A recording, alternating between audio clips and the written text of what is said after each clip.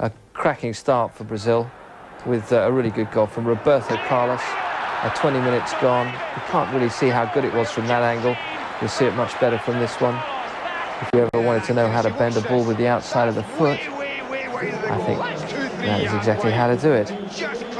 It wasn't perhaps the greatest of games, and Brazil, although they were inspired at times, didn't play like this all the way through, and France equalised in the second half. Still with half an hour or so to go, the Brazilian keeper Taffarel makes half a save, but Mark Keller was there to make the score 1-0. From Ian Wright and Paul Scholes settled it and sets the stage perfectly for the World Cup qualifier in Rome in October. The talk before the match was of Brazilian banana kicks as England walked out into a banana-shaped stadium. Only 5 of the team from Poland survived, with Ince leading his country for the 4th time, and the Manchester United pair of Phil Neville and Paul Scholes both starting. But it was another recalled man who made the first telling contribution, Di Matteo avoiding Keown, but not Stuart Pearce. It was a crunching challenge and the Chelsea man quickly departed. Italy had lost a man, they quickly lost a goal. Scholes picked out Ian Wright from distance. Ferrero was outpaced, the shot flashed past Peruzzi, Wright's 7th international goal and 2nd in 2 games. English confidence grew. Neville tried his luck with a pot shot. The bench bawled out advice to a certain Manchester United man, and he didn't disappoint.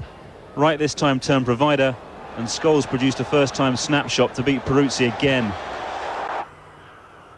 The Italians only threatened just before the break, but Dino Baggio's shot was dealt with by Flowers. England fought to protect their lead in the second half. Neville and Pearce made Zola the Parma ham in an English sandwich. Andy Cole came on for Wright. Cole nearly scored with his first touch. Then Paul Gascoigne trotted out for his 49th cap. Gazza promptly dived in and got booked. But England held on. They topped the tournoi. The captain, très content. That was important because we're top of the table. The final score in Montpellier.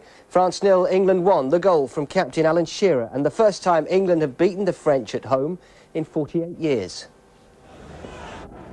It was supposed to be a friendly, but there was precious little love lost between the players in the opening minutes.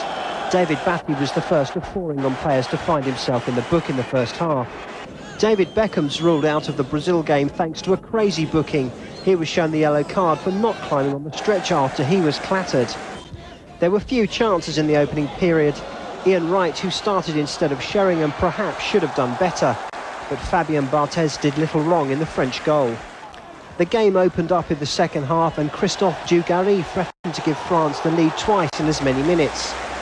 After that volley just went over, his header also narrowly missed the target.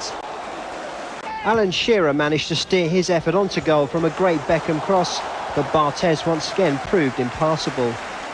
At the other end, man of the match David Seaman was also forced into action as the French pressed forward.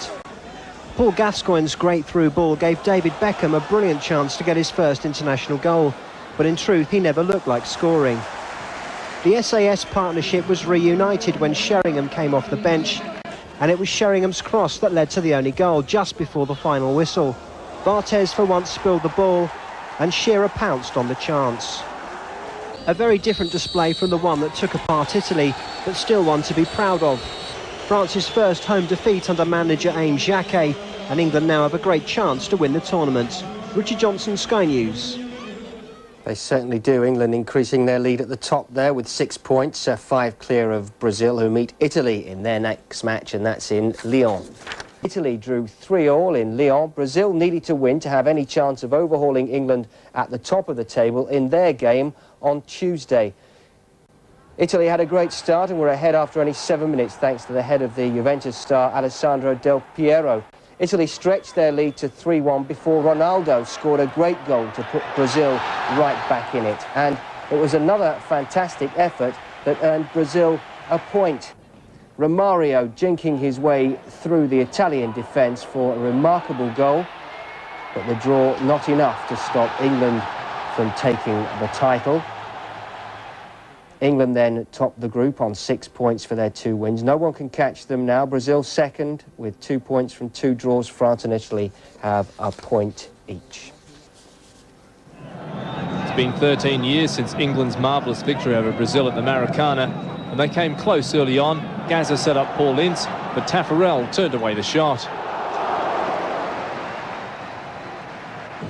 They lost Martin Keown after 20 minutes.